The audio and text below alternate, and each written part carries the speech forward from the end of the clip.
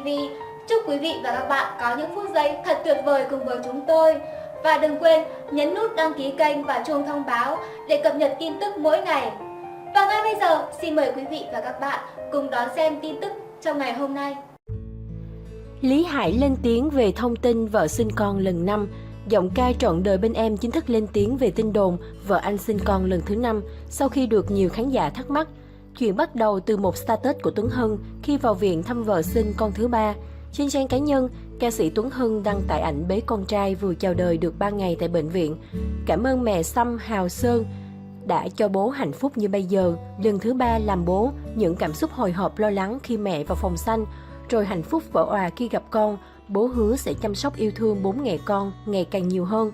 Vô tình ngồi cùng phòng ấp con với anh Lý Hải. Nam ca sĩ xúc động bày tỏ. Rất nhiều khán giả đã đinh ninh rằng Minh Hà đã mang thai con thứ 5 cho Lý Hải. Thậm chí có khán giả còn dùng ảnh này vào tận trang cá nhân của Lý Hải để bình luận. Liên lạc với Lý Hải, nam ca sĩ 51 tuổi tỏ ra bất ngờ trước thông tin trên. Lý Hải phủ nhận thông tin vợ anh sinh em bé thứ 5. Gia đình tôi vừa đi du lịch cho Âu về, không có chuyện vợ chồng tôi sinh em bé đâu. Chắc đó là lời trêu đùa của Tuấn Hưng mà thôi, nam ca sĩ cho biết. Gia đình hạnh phúc của Lý Hải Minh Hà thường xuyên đi du lịch nghỉ dưỡng cùng nhau. Ảnh này cả gia đình đi châu Âu cùng diện trang phục trắng đồng điệu. Lý Hải Minh Hà luôn biết cách giữ lửa bằng những lần hẹn hò lãng mạn hâm nóng tình yêu. Hiện gia đình Lý Hải Minh Hà đã có 4 người con gồm 2 trai 2 gái, đủ nếp gũ tẻ. Họ bận rộn công việc cũng như quá đông con nên gia đình anh phải thuê thêm người giúp việc và trông con hộ. Minh Hà vẫn ở nhà chăm con lo nội trợ cho gia đình. Cuộc sống của cặp đôi này khiến không ít khán giả ngưỡng mộ và ganh tị.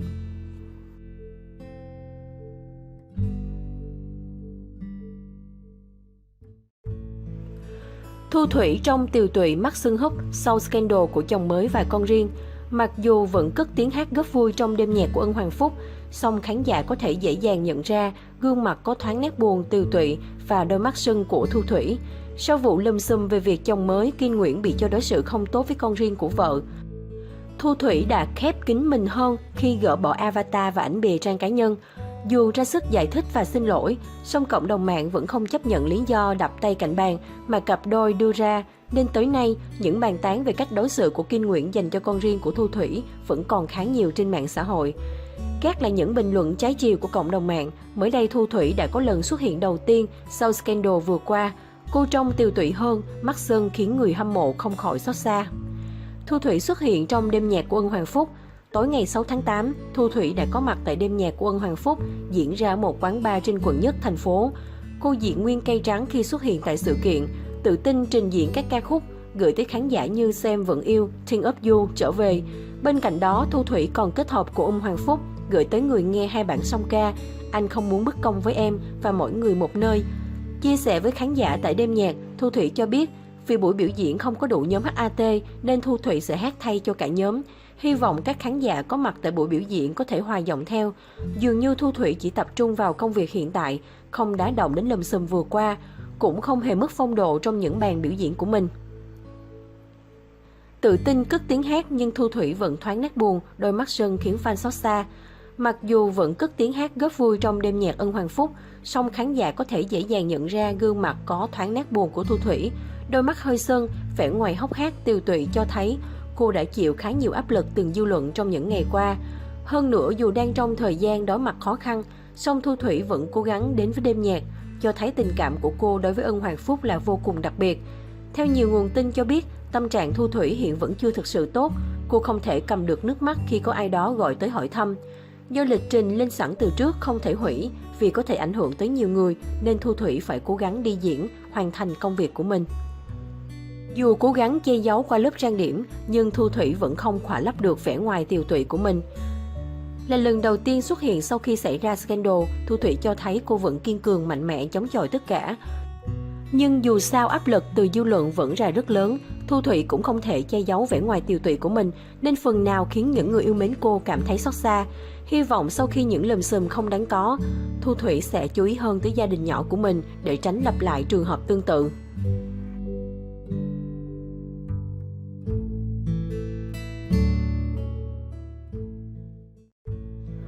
Qua cách xưng hô với chị gái Ninh Dương Lan Ngọc, Chi Dân thay lời chứng minh mối quan hệ tình cảm giữa hai người. Chi Dân và chị gái của Ninh Dương Lan Ngọc rất thoải mái thể hiện sự thân thiết với nhau trên mạng xã hội.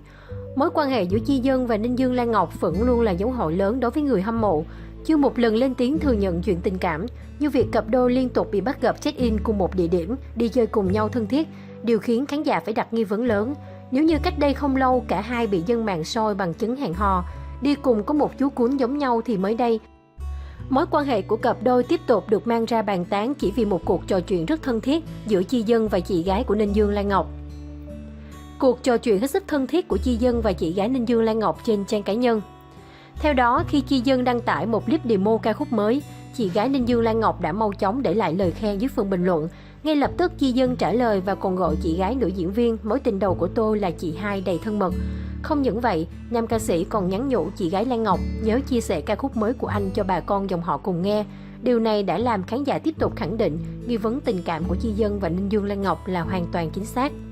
Ninh Dương Lan Ngọc và Chi Dân bị soi cùng nuôi chung một chú cún. Chiếc áo Ninh Dương Lan Ngọc mặc ở Rinneman bản Việt cũng giống hệt chiếc áo Chi Dân từng diện trong chuyến du lịch Thái Lan trước đó. Trước đó cả hai thường xuyên bắt gặp đang đi du lịch cùng nhau, khiến nhiều người đồn đoán họ đang bí mật hẹn hò.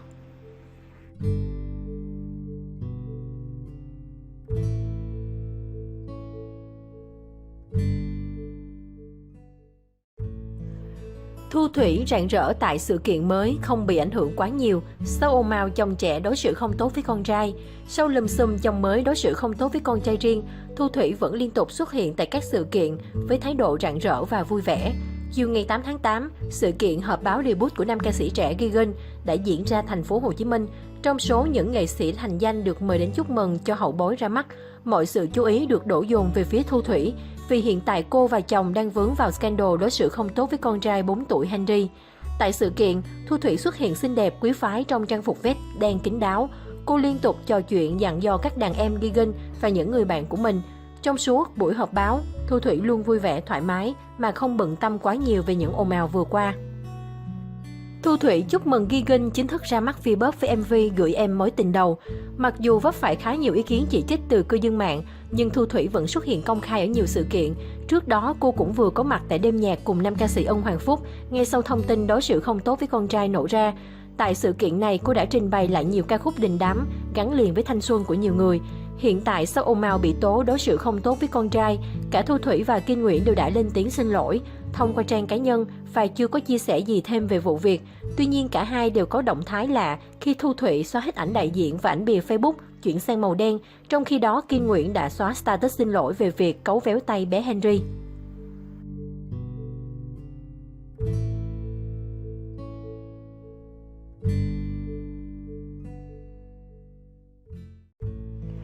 Harry Won không sợ Trấn Thành ghen sau khi hôn say đắm Park Jung Min. Tham gia điện ảnh Up 3 phiền quá nha, Harry Won không chỉ đánh dấu sự trở lại sau 2 năm vắng bóng điện ảnh, mà còn hào hứng đóng cặp với Park Jung Min, thần tượng xứ Hàn, thành viên nhóm SS501. Từ khi công bố poster và teaser vào tháng 2, phim điện ảnh hợp tác Hàn Việt do Harry Won và Park Jung Min đóng chính bất ngờ im hơi lặng tiếng suốt thời gian khá dài để chuẩn bị phần hậu kỳ, bù đắp cho sự chờ đợi của khán giả, đặc biệt là fan SS501. Nhà sản xuất vừa tung ra đoạn clip hậu trường phân cảnh nóng bỏng nhất phim, nụ hôn sâu giữa hai nhân vật chính. Khi được hỏi về cảm giác sau nụ hôn trên phim, Park Jung Min rất hào hứng cho biết anh là người được hưởng. Và đây cũng là nụ hôn nặng nhất, sâu nhất mà anh từng trải qua trên phim ảnh. Harry Won nghe chia sẻ của Park Jung Min, xong liền bật cười, đồng tình. Trước giờ đóng phim với rất nhiều người rồi, cũng có hôn luôn, nhưng chưa có nụ hôn nào nặng như nụ hôn với Park Jung Min. Đây là lần đầu tiên tôi và Park Jung Min làm việc chung nên tất nhiên là cũng có ngại ngùng. Đạo diễn Kwang Sung cũng rất tâm lý khi cho hai đứa quay cảnh hôn nhau vào giai đoạn sau. Khi tôi và Jung Min đã có nhiều thời gian tiếp xúc với nhau nhưng vẫn rất là căng thẳng vì hai đứa phải hôn rất sâu và rất lâu, bà xã Trấn Thành chia sẻ. Ngay tại phim trường, khi nhìn cảnh Harry Won và Park Jung Min chìm đắm trong nụ hôn, nhiều người đỏ mặt và lo lắng giùm Harry Won vì sợ Trấn Thành ghen. Nhưng trái với lo lắng, Harry Won rất tự tin bảo rằng Trấn Thành chưa biết mình có cảnh hôn này với Park Jung Min nên không biết có ghen hay không. Harry còn hài hước chia sẻ thêm rằng, khi anh ấy hôn Lan Ngọc tôi đâu có ghen. Lần đầu tiên cộng tác với nhau, Harry Won không ngại khoe rằng mình từng là fan cứng của nhóm SS501 mà Park Jung Min từng tham gia. Còn Park Jung Min bật mí rằng mình cũng có biết đến Harry Won trước đó. Cô ấy là một người rất nổi tiếng ở Việt Nam và rất xinh đẹp. Được khen ngợi, bà xã Trấn Thành vừa thích thú vừa mắc cỡ. Được biết, trên phim trường ngoài là bạn diễn, Ha Ru Won còn kiêm luôn vai trò phiên dịch bất đắc dĩ cho Park Sung Min với những người khác trong đoàn. Mỗi khi người phiên dịch bận rộn, Park Sung Min cũng không hề có thái độ ngôi sao mà luôn niềm nở, hay hỏi chuyện và quan tâm đến người khác.